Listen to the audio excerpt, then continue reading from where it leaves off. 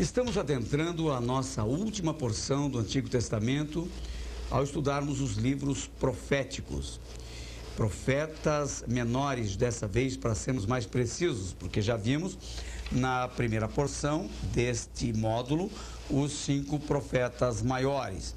E o primeiro desse grupo dos 12 profetas menores é Oséias. Oséias dá o seu nome ao seu livro. O livro de Oséias recebe, portanto, o nome do seu autor. Oséias do hebraico é Ish ou Oshea, que significa salvação ou livramento. Ele procede da mesma raiz da palavra Josué, que quer dizer Jeová é Salvador ou salvação, como acabamos de ver. Trata-se, portanto, de um hipocorístico. O que é um hipocorístico? É uma forma carinhosa do nome. Este livro é interessante, ele está classificado entre os profetas menores, embora tenha 12 capítulos. Se nós pararmos para pensar, por exemplo, que Isaías tem 66 capítulos, Jeremias tem 52, Lamentações tem 5 capítulos, Ezequiel tem 48 e Daniel tem 12 capítulos, como é que fica? Este livro de Oséias tem 14 capítulos. Como é que Oséias está entre os profetas menores e Daniel entre os profetas maiores? É muito simples. Embora Daniel tenha 2 capítulos a menos que Oséias, os seus capítulos são maiores, portanto, o seu conteúdo literário é bem maior, mais de 2 vezes maior do que o conteúdo literário de Oséias.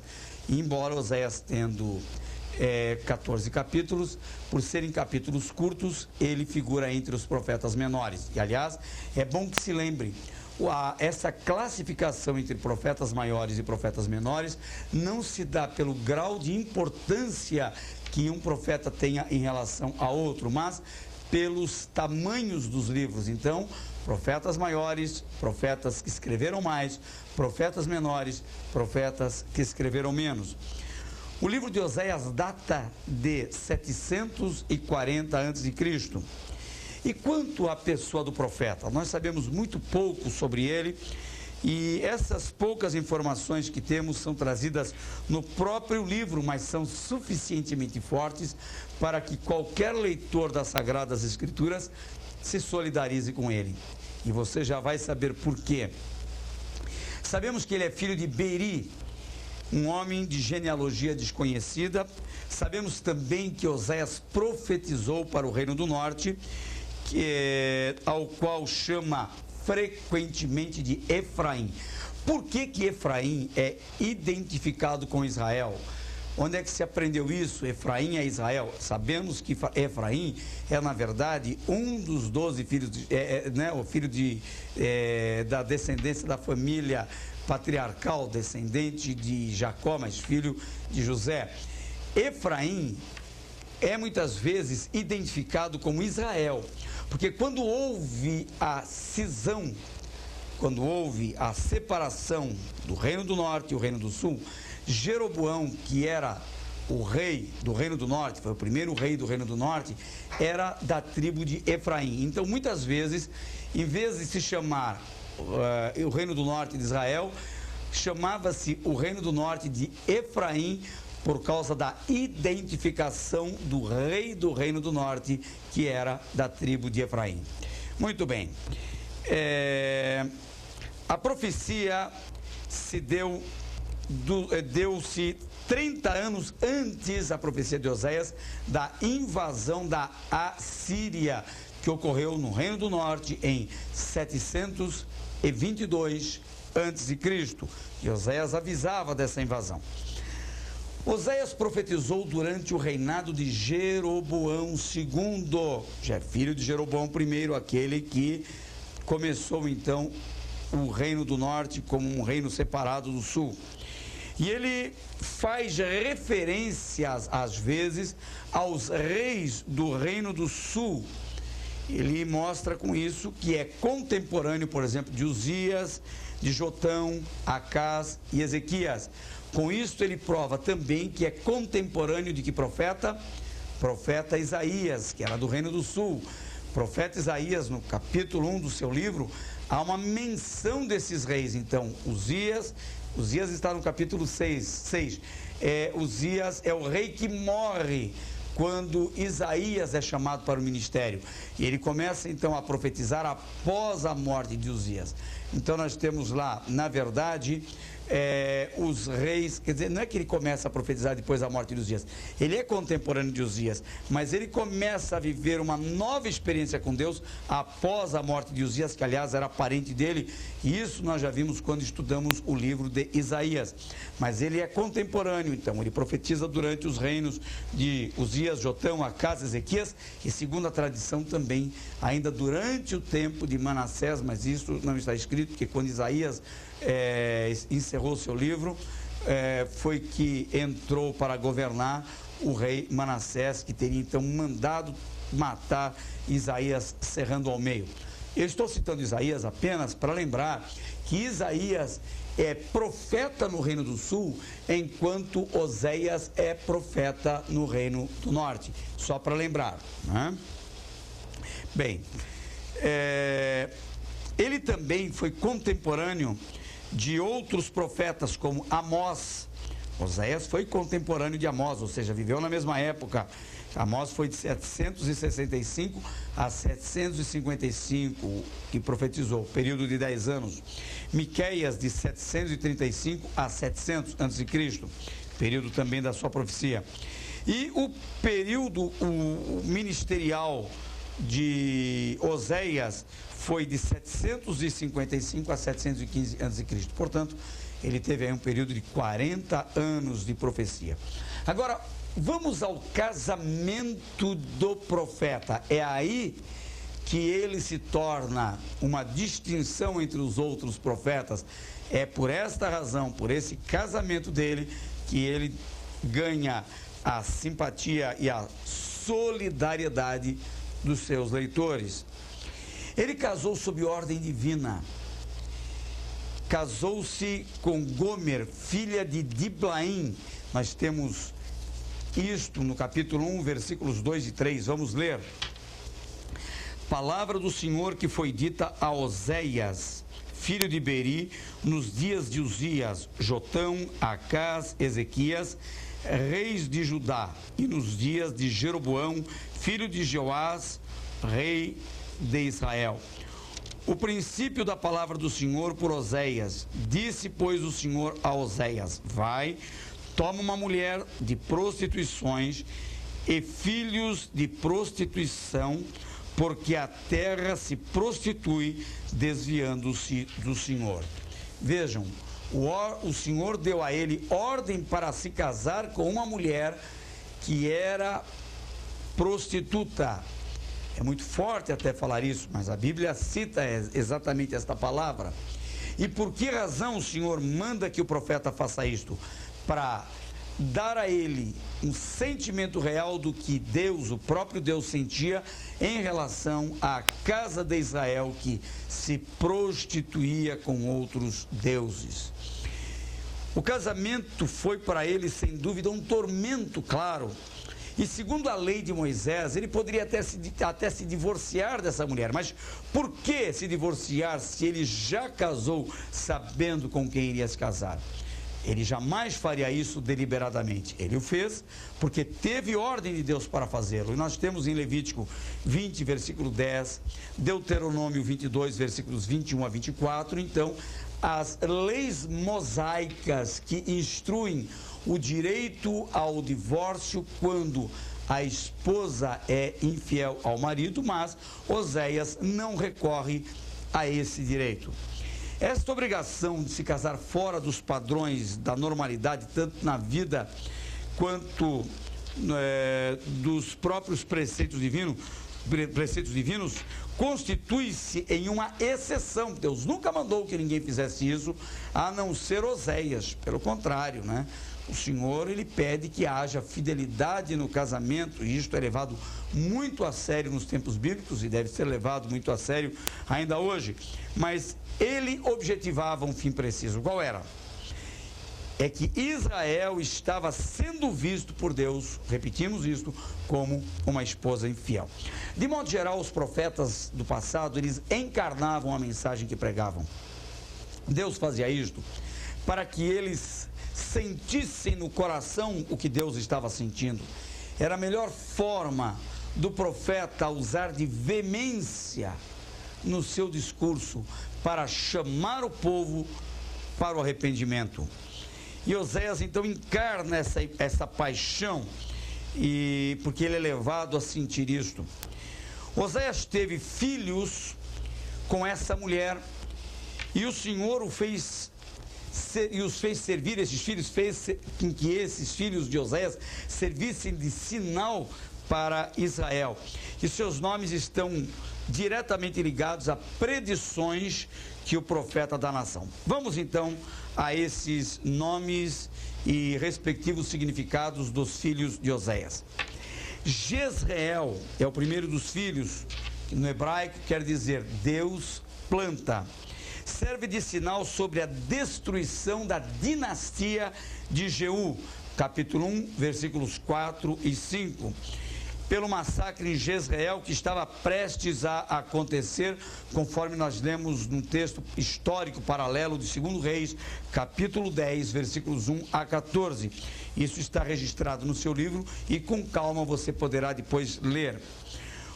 Segundo filho, agora é uma filha de Oséias, também com esta mulher, Gomer, a prostituta, é chamada de Lo-Ruama, do hebraico desfavorecida, ou não amada. É um sinal de que Deus não demonstraria misericórdia para com a casa de Efraim, quando esta seria então invadida pela Assíria, como veremos daqui a pouco. Oséias está sempre avisando que a Assíria iria invadir, o mesmo que faz o profeta Isaías lá no sul. Ele está avisando de vez em quando, ele profetiza para o reino do norte, o próprio Isaías, avisando que os assírios iriam invadir. Então, a Bíblia diz que a palavra de dois é verdadeira. Tanto o profeta do reino do norte profetizava para o seu território, quanto o profeta do reino do sul, que era Isaías, profetizava para esse mesmo território do norte, acerca do mesmo invasor do futuro, que eram os assírios. Nós temos o terceiro filho de Oséias, que é Lo-Ami, do hebraico, não povo meu. É essa a tradução. Esse filho nasceu assim que a sua irmã Lo-Ruama desmamou. O alactamento ia até os 3 ou 4 anos de idade. Assim que a sua irmã desmamou, nasceu então Lo-Ami. Por volta de 3, a menina estava, a irmãzinha, com 3 ou 4 anos de idade, como já dissemos. E ele serve de um sinal da rejeição temporária de Deus a Israel. Então Deus vai rejeitar por um tempo a sua nação, seu reino do norte, Israel. Mas há uma profecia de que Lo-Ami, ou seja, esta que quer dizer não povo meu, um dia seria transformada em Ami, que quer dizer meu povo, ou povo meu, conforme se lê no capítulo 2, versículo 23 de Oséias. Interessante, Deus faz um prenúncio ruim, mas em havendo arrependimento, Deus sempre dá uma chance de mudança, de melhora e de bênção. O drama de Oséias, então, esse drama de um casamento assim terrível, é transformado em alegoria, ou seja, uma figura de linguagem, a sua profecia sobre a casa de Israel. E Deus tratou, através de Oséias, portanto, Israel como uma esposa infiel.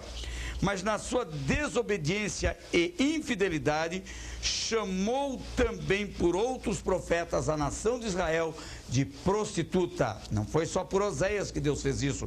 Ele usou Ezequiel no capítulo 23, versículos 3, 5, 11, 37, 45, e também Jeremias capítulo 3, versículo 9. São textos em que Israel aparece como uma esposa infiel, mais precisamente como uma meretriz ou prostituta. Vamos ver a questão do perdão. Apesar de tudo, Oséias se casa com essa mulher, depois ela vai embora, mas ele a chama de volta, concedendo-lhe o perdão. A reação óbvia de qualquer homem que estivesse na condição de Oséias seria a de repudiar a sua mulher, dando-lhe divórcio, dizendo: eu não quero nada com você, eu não mereço ser casado com uma mulher que me traz, que é uma execração à minha pessoa. Claro, Qualquer homem, se se sentisse traído, ele evidentemente se sentiria também execrado socialmente. E, como dissemos, isto era possível, as leis mosaicas permitiriam ao profeta um divórcio, mas como ele já casou sabendo e por ordem de Deus, ele então sofreu para que a sua mensagem tivesse o vigor de alguém que sente o que está profetizando. Depois de tudo o que se passara com a sua mulher, Deus então o desafia a buscá-la de volta. Vamos ver isto no capítulo 3, versículos de 1 a 3. E o Senhor me disse: vai outra vez, ama uma mulher, outra versão diz a mesma mulher, amada de seu amigo e adúltera, como o Senhor ama os filhos de Israel, embora eles olhem para outros deuses e amem os bolos de uvas. E a comprei para mim por 15 peças de pratas e 1 homer de cevada e meio homer de cevada. Ele disse: tu ficarás comigo muitos dias, não te prostituirás, nem serás de outro homem. Assim quero eu ser também para ti. Ou seja, eu serei fiel a ti, tu sejas fiel a mim. Ele estava chamando-a de volta, concedendo a ela o perdão. Nesse momento, Deus estava ensinando o profeta como ele agiria com a nação de Israel. Ele anunciaria juízos pesados contra a nação em razão da sua infidelidade, mas ao mesmo tempo ele concederia perdão para o seu povo, desde que houvesse, evidentemente, o arrependimento. Há uma demonstração de amor e da graça divinas aí. Essa atitude anuncia então uma restauração do povo amado, algo que não ocorreu plenamente na história e que ficará por conta de um tempo escatológico, como nós lemos em Romanos, capítulo 11, versículos 25 a 32, você poderá ler com calma lá. Você vai ver que Deus buscará de volta o seu povo como uma esposa que foi infiel por um tempo, mas que agora está perdoada. Isto se dará num quadro escatológico. Isto ainda vai ocorrer com a nação de Israel. Leia com calma o capítulo 11 de Romanos, mais precisamente os versículos 25 a 32, que isso está lá como um paralelismo do que foi profetizado através de Oséias em relação à nação de Israel. No tempo da restauração, os nomes dos filhos de Oséias serão trocados, então, como já dissemos, Lo-Ruama, que é não amada, será Ruama, que é amada. Lo-Ami, não povo meu, será simplesmente Ami, que é meu povo. E isso poderá ser visto também no capítulo 2, versículo 1. Há uma profecia dupla aí, uma do presente e uma do futuro, quando as coisas estarão melhores. Tema central do livro. O tema central do livro de Oséias trata da infidelidade de Israel à aliança. Isso se pode ver no capítulo 4, versículo 10. Vamos ler?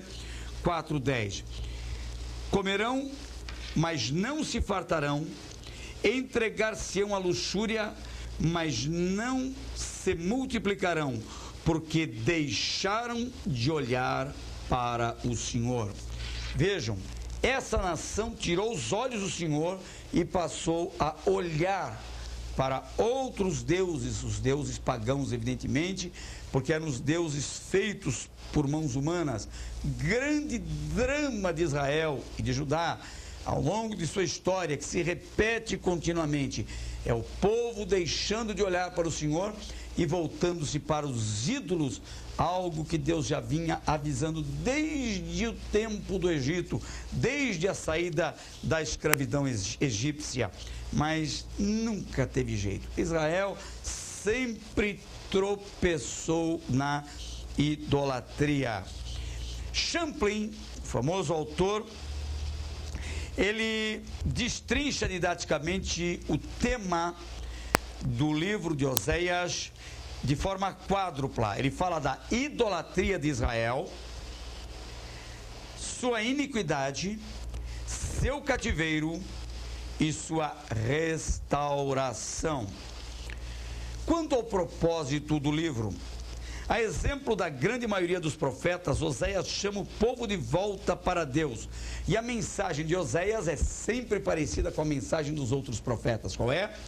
Arrependimento. Quando você pensar num profeta bíblico, em geral ele está chamando o povo de volta para o arrependimento. Porque a degradação moral e espiritual de Israel era tanta que Deus então induz o profeta a viver uma vida numa condição de vergonha, de execração pública, através de um casamento errado, apenas para que a sua mensagem ganhe força e ele seja possuído de um espírito de sentimento apurado e aguçado do próprio Deus. Ele tinha veemência nas suas palavras e assim ele chamava o povo de volta ao arrependimento. Ele dizia: eu, Senhor, sinto-me traído, arrependam-se do mal que vocês estão cometendo contra mim. Era esta, o tempo todo, a mensagem do profeta. Quanto aos destinatários, para quem foi que Oséias escreveu a sua mensagem? Vamos lembrar sempre, ele é um profeta do reino do norte. Isaías era profeta do reino do sul. Oséias vai profetizar para o povo do reino do norte, que é onde ele vive. Reino que está comprometido com o pecado e com a idolatria, e que tem como rei nos seus dias, quem mesmo? Jeroboão II. Oséias então tem afinidade com o reino do norte. Nós podemos ver isso no capítulo 4, versículo 1, versículo 15, capítulo 5, versículos 1 e 8. E aqui, sabe o que é que se nota aqui? É que ele cita nomes de cidades. Isso prova quanto ele tem afinidade, familiaridade. Você mora numa cidade, você pode conhecer muito bem os bairros, as ruas dessa cidade. Você mora num estado e pode conhecer muito bem as cidades principais do seu estado. Oséias morava em Israel e ele cita várias cidades, como veremos logo mais, do seu país, lá do seu reino, que é o reino do norte. Capítulo 9, versículos 1 e 7, capítulo 11, versículo 8, capítulo 13, versículo 9, capítulo 14, versículos 1 e 8. Todos estes textos citados mostram quanto Oséias conhecia a geografia do reino do norte. E ali ele então mora. Mas faz também alusão, às vezes, ao reino do sul. Você pode ver isso no capítulo 6, versículo 4 e versículo 11. Recordando, inclusive, os seus reis. Isto serve como um referencial cronológico da sua profecia. Ou seja, você sabe que época ele viveu, porque ele faz citação de reis do reino do sul. Então, dá para, com isto, estabelecer um marco histórico no livro de Oséias. Como nós dissemos, ele demonstra grande afinidade com a geografia do reino do norte. Capítulo 6, versículo 8. Vamos ler um só para mostrar isso. Ele cita: Gileade é a cidade dos que praticam a iniquidade, calcada de sangue. Ele fala isso com uma naturalidade, prova que ele conhece. Ele cita Efraim, cita Mispá, Tabor, Gilgal, Jezreel, Gibeá, Ramá, Gileade e outras cidades mais.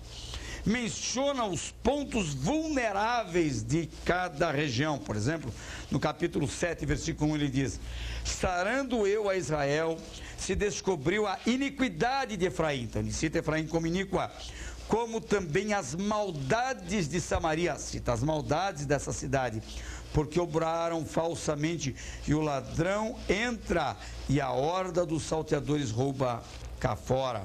Então ele cita características peculiares, singulares, próprias destas cidades, provando com isto que conhece-as não apenas geográfica, mas também moralmente. Seguindo um pouco mais, quanto ao livro propriamente dito, o livro em si, ele é escrito em forma de um drama, é um livro profético, mas o seu estilo literário corre como um drama, de fato, né? só dele citar que é obrigado a ter uma esposa fora dos padrões da normalidade que um casamento evidentemente exige e espera, ele cita o seu problema e não esconde e associa-o com a nação de Israel, porque foi por essa razão que ele teve que se casar com uma meretriz. A sua literatura com isto ganha a forma de um drama, ou seja, de uma situação que é terrível para aquele que é ao mesmo tempo autor e protagonista da história. Ele entra na história como um símbolo do próprio Deus que sofre a infidelidade da sua esposa. O livro é breve e causa há nele algo que causa uma certa obscuridade.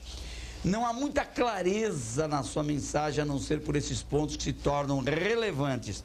E ele ocupa cronologicamente, ou seja, no tempo, o primeiro lugar entre os profetas canônicos por conta da tradição hebraica. Com isto, eu quero dizer o seguinte: ele é o primeiro deste grupo de 12 profetas menores. Nós temos Oséias, Joel, Amós, Obadias, Jonas, Miqueias, Naum, Abacuque, Sofonias, Ageu, Zacarias e Malaquias. Ele é o primeiro deste grupo de 12 profetas menores. E ele teve o cuidado de separar os seus escritos em duas seções. Vamos a elas? Primeira é parábolas e a segunda, profecias. As parábolas vão do capítulo 1 ao 3 e as profecias do capítulo 4 até o último, que é o capítulo 14. E o livro também contém 15 poemas proféticos que Oséias então usa para entregar sua mensagem. Ele teria entregue diante dos mercados por onde passava essas mensagens poéticas e com teor proféticos. E como Oséias é mencionado, como ele é lembrado no Novo Testamento. Se nós compararmos, por exemplo, Oséias, capítulo 11, versículo 11, com Mateus, capítulo 2, versículo 15, nós vamos ver que a citação, capítulo 11, versículo 1 diz: quando Israel era menino, eu o amei e do Egito chamei a meu filho. Agora no capítulo 2 de Mateus, versículo 15, esta mensagem é aplicada por Mateus em referência a Jesus.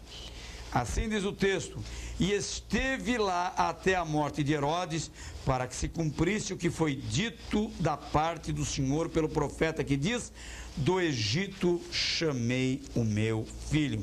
Se você comparar Oséias capítulo 3, versículo 14, com 1 aos Coríntios, capítulo 15, versículo 55, nós veremos que Paulo faz citação do profeta Oséias. Vamos ver aqui. Oséias capítulo 13, versículo 14 nos diz: e os remirei da violência do inferno e os resgatarei da morte. Onde estão, ó morte, as tuas pragas? Onde está, ó inferno, a tua perdição? O arrependimento será escondido de meus olhos. Agora vamos ver 1 aos Coríntios, capítulo 15, versículo 55, onde Paulo diz: ora, o aguilhão da morte é o pecado, e a força do pecado é a lei. Perdão, eu li o 55, na verdade, eu li o 56, na verdade é o 55. Onde está, ó morte, o teu aguilhão? Onde está o inferno, a tua vitória? Não é parecido? O mesmo texto que Oséias usa em forma de questão, Paulo aplica em referência agora à morte. Muito bem, seguindo mais um pouco. O livro apresenta também uma profecia messiânica de âmbito escatológico no capítulo 3, versículo 5, isso está no texto. Depois tornarão os filhos de Israel e buscarão ao Senhor seu Deus e a Davi seu rei, e temerão ao Senhor e a sua bondade no fim dos dias. Esta profecia, ela pode estar fazendo referência ao tempo da ressurreição de Davi, quando ele for estabelecido sobre o seu trono em Israel, sob a soberania de Cristo, que será Rei dos Reis e Senhor dos Senhores. Portanto, uma profecia que ainda há de se cumprir no futuro, não é? Quanto ao ambiente político, nós vamos ver isto de duas maneiras, internamente e externamente. O que estava acontecendo na nação de Israel, lá por dentro, no aspecto político, nos dias de Oséias. O país, nós já sabemos, estava dividido então entre dois reinos, norte e sul. E isto já há mais ou menos quase 200 anos. Mesmo assim, o Reino do Norte estava vivendo muito bem, apesar da divisão. O Reino do Norte agora estava vivendo economicamente tempo de grande prosperidade.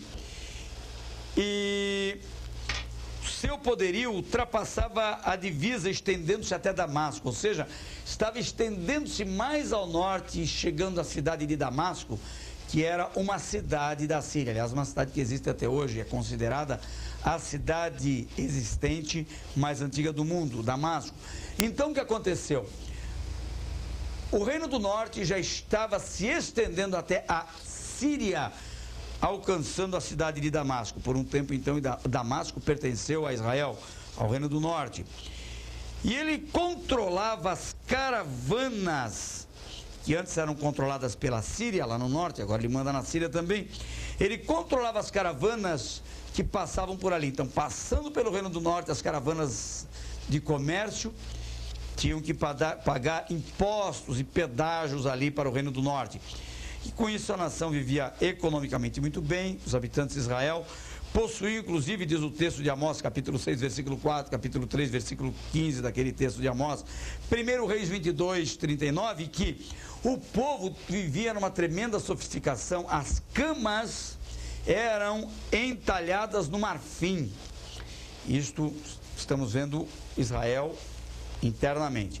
E do lado de fora, quanto à política externa, Israel vivia um temor muito grande de que a Assíria viesse a oprimi-los, e essa possibilidade não estava longe de acontecer, e como nós sabemos, poucos anos depois, ou seja, em 722 a.C., aconteceu o que eles temiam, porque a Assíria, você não falou que eles mandavam na Síria? Síria ao norte, Assíria lá na Mesopotâmia, não vamos confundir Síria com Assíria.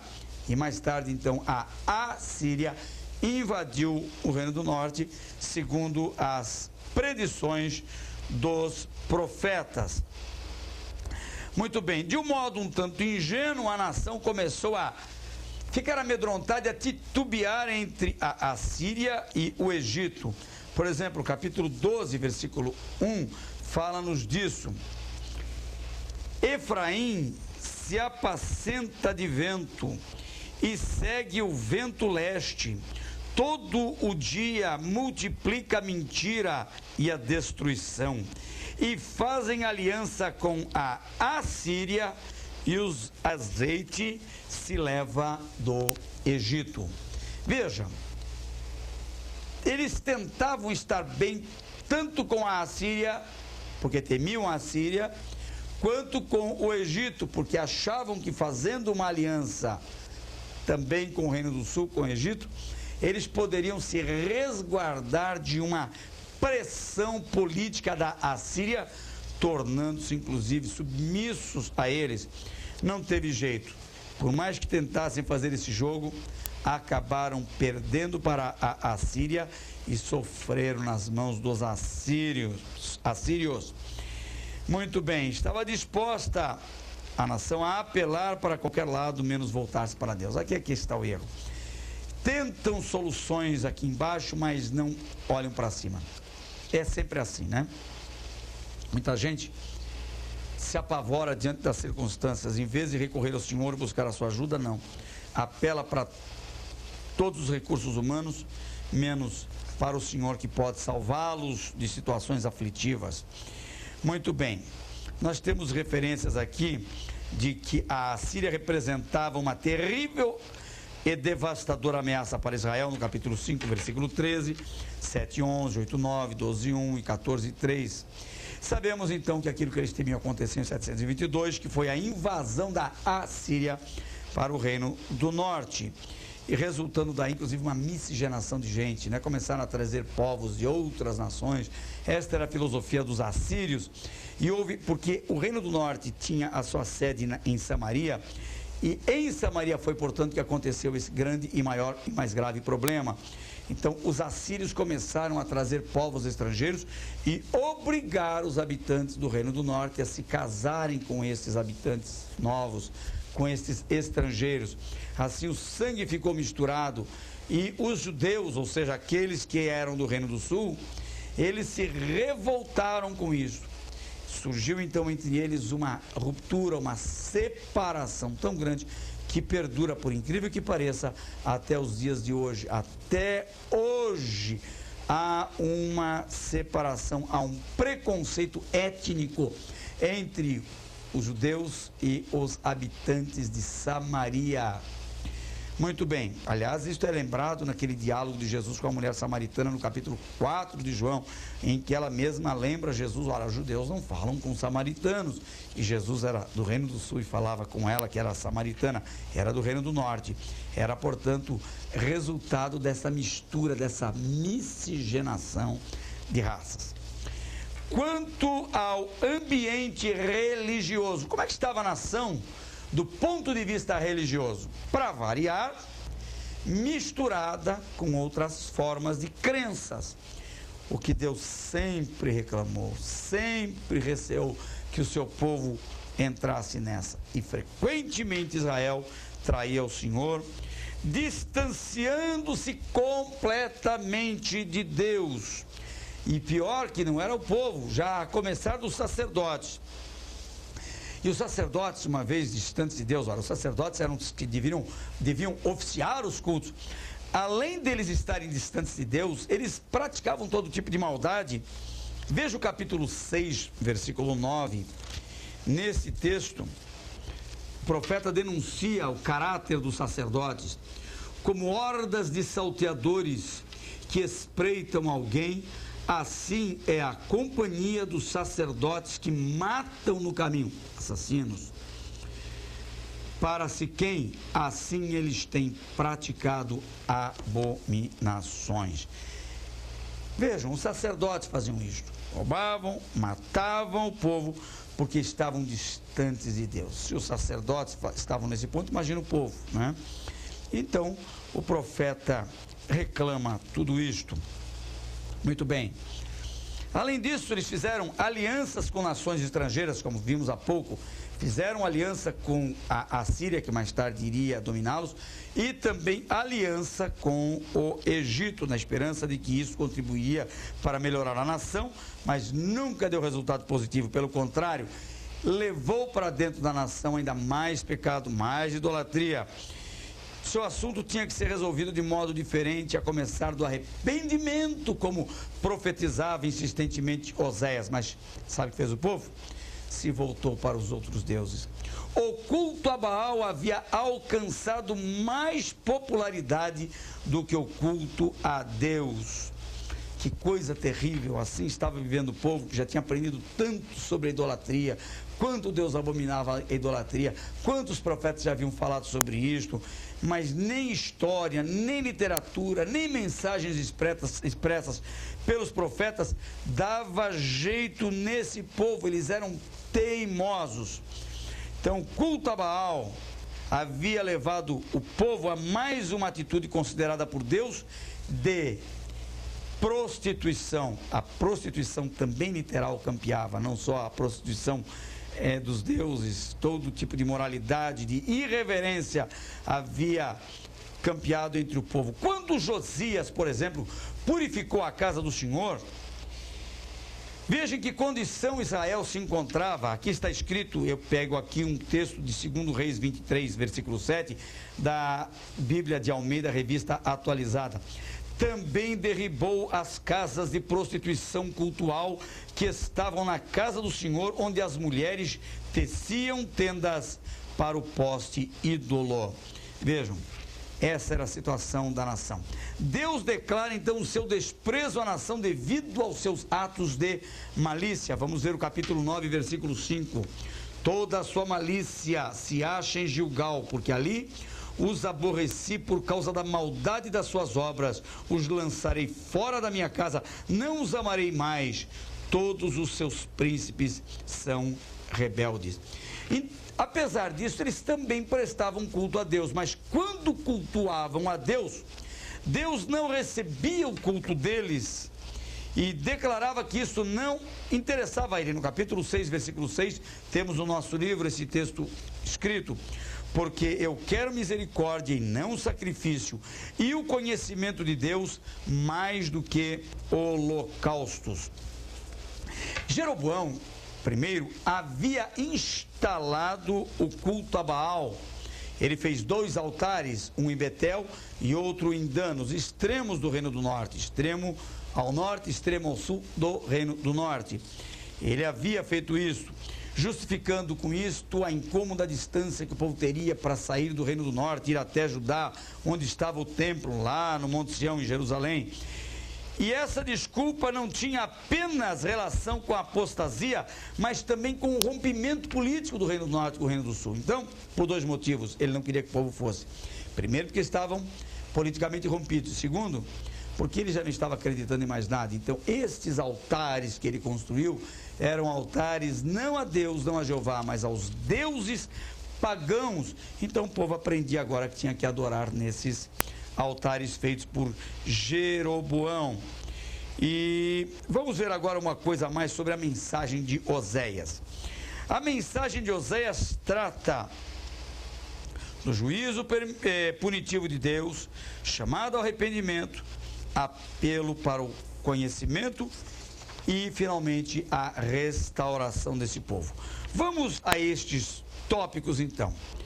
Primeiro, o juízo punitivo de Deus. Deus iria punir Israel, mandando um povo para atacá-los. Quem seria?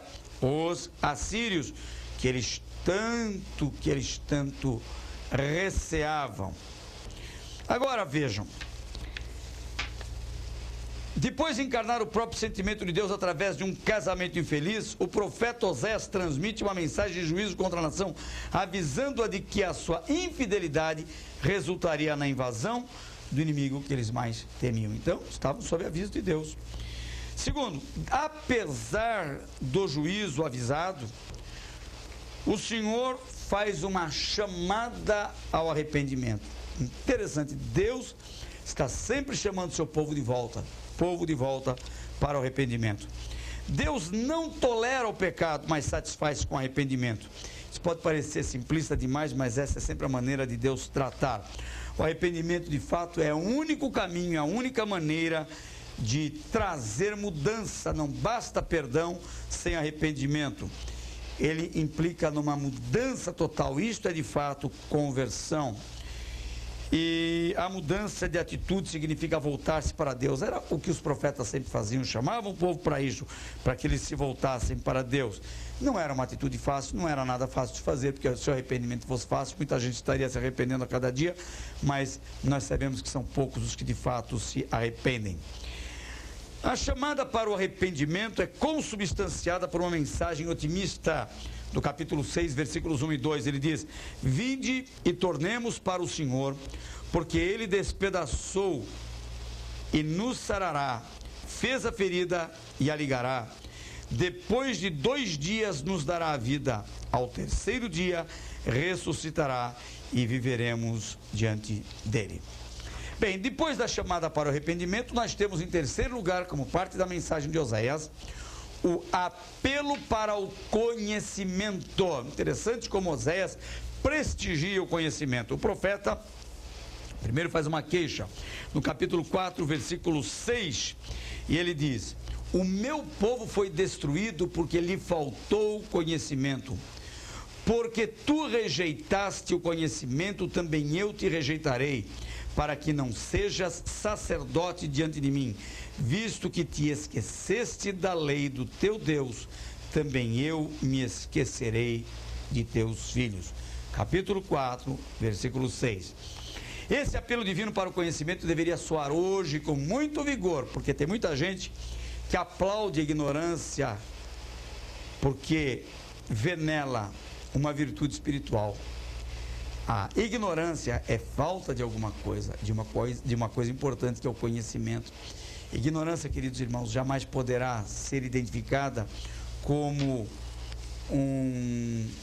eu diria como um sinônimo de virtude espiritual. Ela não é. E Deus mostra que ela é uma porta aberta para o pecado. A ignorância de Israel não se dava por falta de informação, porque eles tinham o templo lá no sul, poderiam ir visitar o templo, eles tinham as leis, os profetas, eles tinham muitas informações. Mesmo assim, eles não se importaram em manter, em preservar o conhecimento e se deram a pecados, como estamos vendo, sobretudo o da prostituição, ou seja, de deixar de olhar para cima, para se voltar para outros deuses, cultuando. Deus só poderia se sentir ofendido com isto. O profeta agora, de um modo otimista, inclui na sua mensagem de arrependimento um apelo ao conhecimento, dizendo ainda mais. Ele reclama no capítulo 4, versículo 6, que o povo não conhece, mas no capítulo 6, versículo 3, há uma chamada para o conhecimento. Conheçamos, diz ele, conheçamos e prossigamos em conhecer ao Senhor. Ora, é impossível conhecer a Deus à parte da palavra de Deus, ou seja, sem a palavra de Deus, irmãos.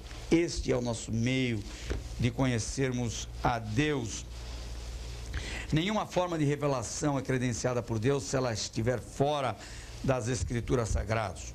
Das Escrituras Sagradas, digo, né?